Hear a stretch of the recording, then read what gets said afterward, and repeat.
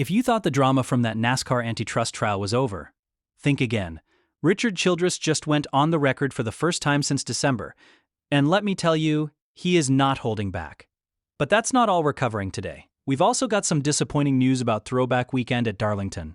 Yeah, it's officially dead as we know it. Plus, the NASCAR Hall of Fame just inducted 3 new members. But we need to talk about whether the bar is getting way too low for who gets in. Let's get into it. A great day for Kyle Larson. 7th career win in his 100th start takes the checkered flag. Now, we just witnessed a huge moment for NASCAR. Kurt Busch and Harry Gant were inducted into the NASCAR Hall of Fame on Friday night. And honestly, both of them absolutely deserve it. Kurt Busch's resume speaks for itself. 34 Cup Series wins, a championship, and a Daytona 500 trophy. The guy made every team he joined better, from Phoenix Racing to Furniture Row to Ganassi. Even at 23xi, toward the end of his career, he was still elevating the program.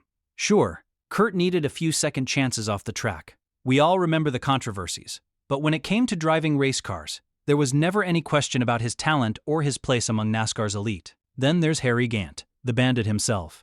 18 Cup Series wins, and get this, he still holds the record as the oldest NASCAR Cup Series winner in history. That's a pretty cool distinction to have forever attached to your name. It was great to see Harry there, healthy and able to enjoy the moment he's earned. Ray Hendrick also went in on Friday night, and all 3 of these guys absolutely deserve the honor.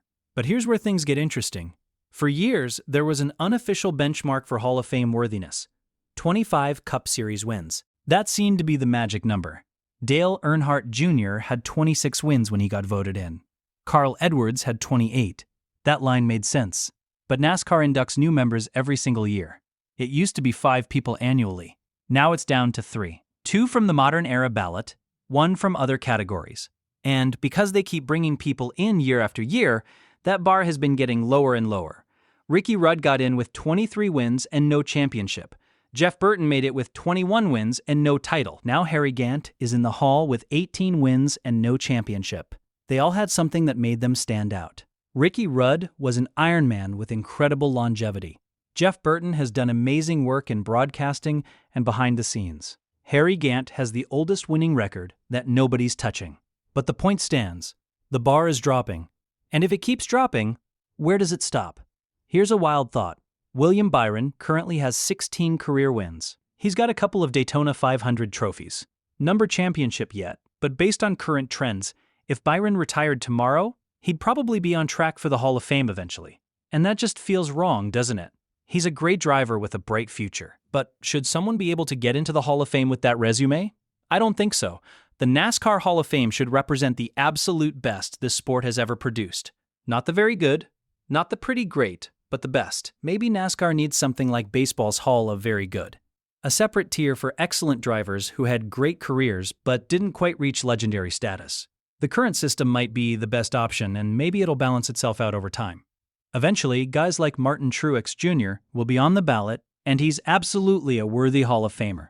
He'll take up one of those modern spots easily. But if that line keeps dropping much further, we've got a problem. The Hall of Fame should mean something special. It should be reserved for the legends, not just anyone who had a solid career. All right, let's move on to some news that's been confirmed, and it's a bummer.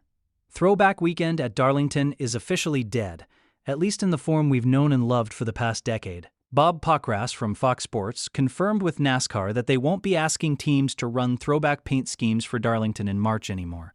The rumors were true. Darlington will still celebrate NASCAR history with a parade and appearances from former drivers. And teams can still do tribute schemes if they want, but it won't be the official focus anymore. And honestly, that's disappointing. Throwback Weekend was fun. We all looked forward to seeing what creative schemes teams would come up with each year. We loved judging them, debating which ones were the best, roasting the ones that missed the mark. Whether we admit it or not, we all love being a little judgmental. And Throwback Weekend gave us a perfect excuse.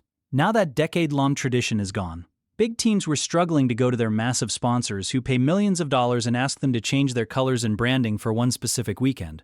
That's a hard sell. Sponsors pay for visibility and brand recognition. Asking them to temporarily become someone else's colors and design is tough.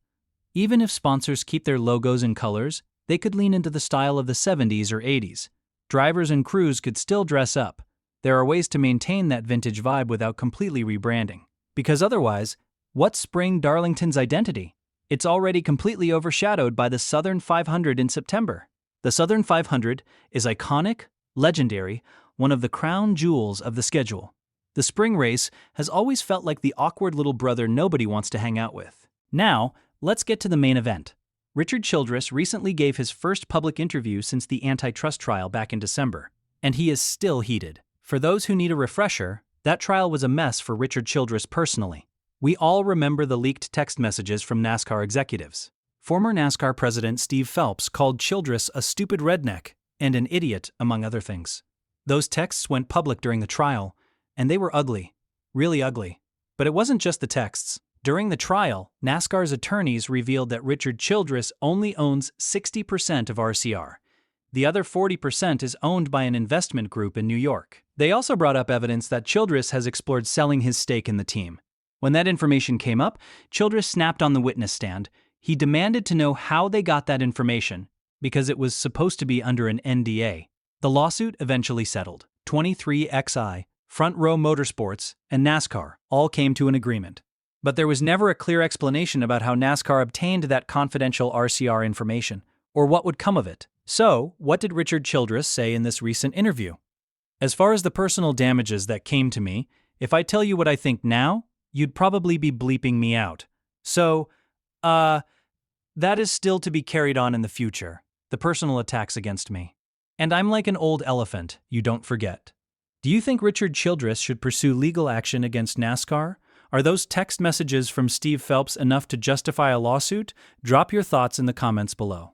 If you enjoyed this video and want to stay up to date on all the latest NASCAR news, controversies, and everything happening in the garage, smash that subscribe button, hit that notification bell so you never miss an upload.